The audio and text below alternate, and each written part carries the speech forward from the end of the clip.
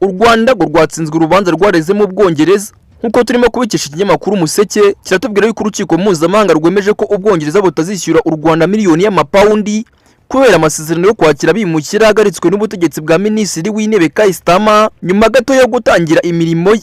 Guverinoma y'u Rwanda yajyanye ikirego mu rukiko mpuzamahanga nkemurampaka rwo mu Buholandi ururego Ubwongereza kwica amasezerano bwagiranye narwo kwakira bimukira, bityo ko Ubwongereza bwakishyura amafaranga arenga miliyoni 100 z'amapawundi. Amasezerano kandi ngo yarashyizweho umukono na guverinoma yabanjirije y'abakonservateri yari agamije kubona Ubwongereza bwohereza bimukira mu Rwanda, ngari ku Rwanda narwo rukaza kubona amafaranga mu rwego rwo gufatanya kwakira abasaba ubuhungiro karimo ko besho ndetse no kubashakira imirimo bagize mu gihugu. Abavuga ro bahagarariye Ubwongereza mu gihe cy'iminsi 3 basobanura urukiko rwo mu Buholandi ko byumvikana rwose ko gahunda ari y'amasezerano yari guseswa igihe mu Bwongereza ari kujyaho ubutegetsi bushyashya, kandi ko byumvikana neza ko nta yandi mafaranga ari kwishyurwa mu Rwanda. Bakanye ko Ubwongereza ro bwarenze ku masezerano. Basabwe urukiko ruhoro rw'ubukemurampaka rwa Lahayi ko u Rwanda nta burenganzira ubwo aribwo bwose rufite ku ndishyi z'amafaranga rusaba. Uwazi kandi Minisitiri w'Intebe w'Ubwongereza Rishi Sunak ngo niwe watangije iyi gahunda mu rwego rwo gukumira abambukaga mu mato matoya banyuze mu muyoboro w'Ubwongereza n'Ubufaransa mu nzira zitemewe. Iyi gahunda yo kugirana amasezerano n'u Rwanda ngo ari yatangijwe bwa mbere 2022 na Minisitiri w'Intebe w'icyo gihe Boris Johnson.